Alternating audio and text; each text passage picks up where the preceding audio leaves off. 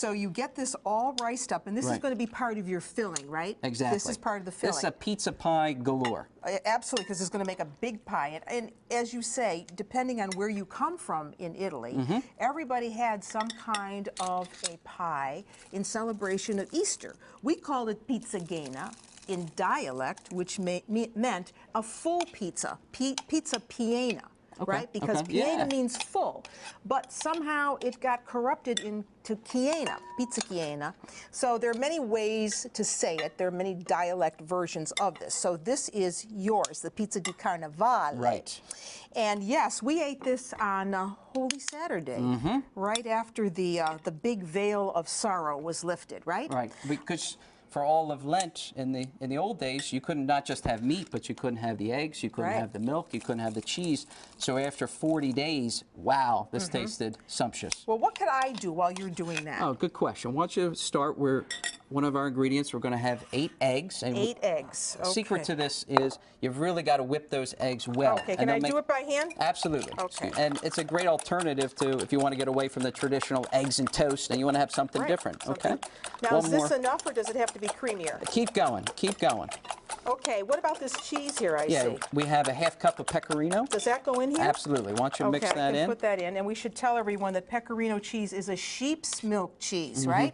So we want to make sure we control the salt in this, I'm assuming, because this is a salty cheese. Yeah, we don't want to. You don't want to come back and add salt to the recipe. Maybe a little pepper to taste, but it's got plenty of salt already. And you can see, I just did 4 cups, and it's rather easy. Carnevale. Right. Va, right? Go away. Carne means meat, so it makes perfect sense to call this pizza di Carnevale because it's a Lenten thing where you remembered you just said that you couldn't eat meat during Lent. So pizza di Carnevale. Okay. So you have this. Now what? Well, we have already browned about a £1.5 pounds, and it sounds like a lot, but it really comes nice. £1.5 pounds of Italian sausage. Okay. You might like it spicy. This is mild, so you just throw it right in here. So that goes in. Okay. Do these eggs go in now? Yes. Are they whipped enough? They're perfect. Okay. What else goes in? Okay, and then we have cubed mozzarella. Cubed mozzarella cheese, yes. And this I'm assuming is cow's milk mozzarella. It is. Okay. All right. That's good. So that was a whole pound? Yes. A pound of mozzarella. Okay. And now? Just mix it up. Wow.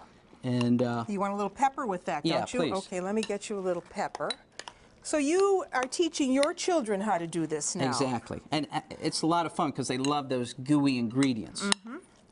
All right, now I'm assuming that we're going to have to make some type of a crust for this. Okay. And I think we're actually ready. This just needs a little bit more mixing. All right, well, I can mix that for you while you do the dough. So your pan, I got it ready for you because I got your memo. Yes. So you're doing this. Let me wipe this up for you so you have a clean surface. Okay.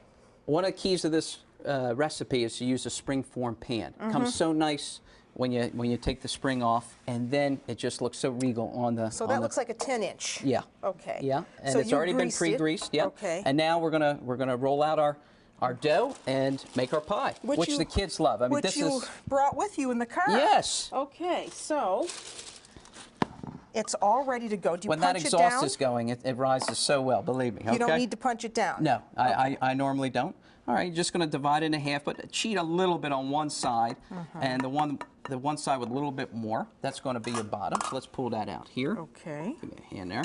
Yep, we'll save this other half for the top, right? Okay, so I'll keep that down here. And I always use wax paper. Okay. That's for a guy who's all thumbs like me. Here you go. It's an easy way to... Some wax paper. Yeah. Okay, great. So put that on the bottom.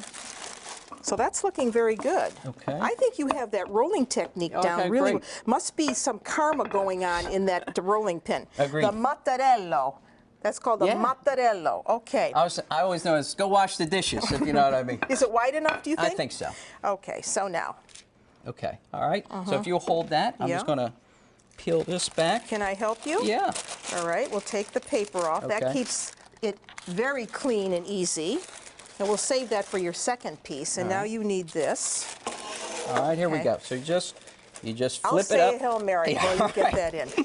Okay. Just flip it up. And again, you said the key word, which is slack. Slack. Yep. Yeah.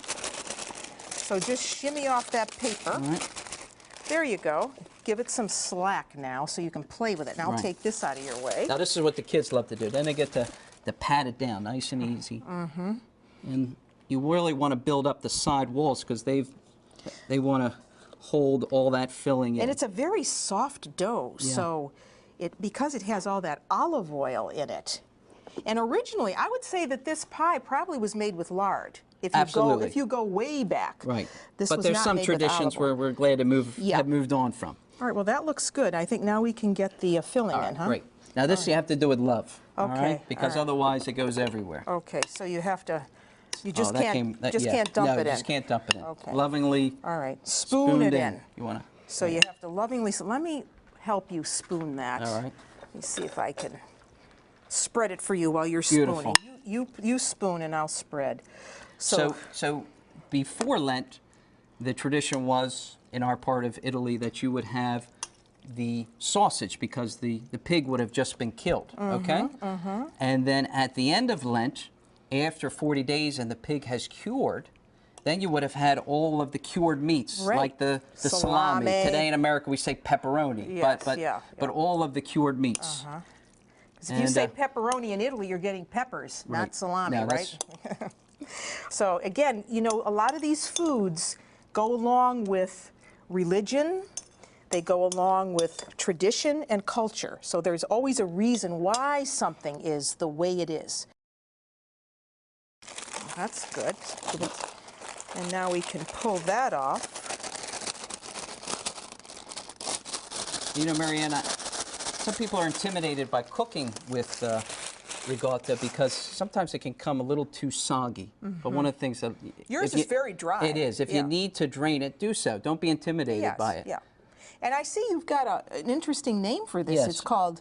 Arcangelo. Arcangelo. Now, why does it have that name? Well, because St. Michael the Archangel is our patron saint from our part of Italy and Campania, so the Sorrentine coast and our hometown of Alevino su Tusciano. Well, what a very good idea that was. Yeah, so you just... So here, maybe if you got use a knife? Yes, well, you're a professional. Just use a knife to take that off. That's another thing to wash in my house, you know what I mean?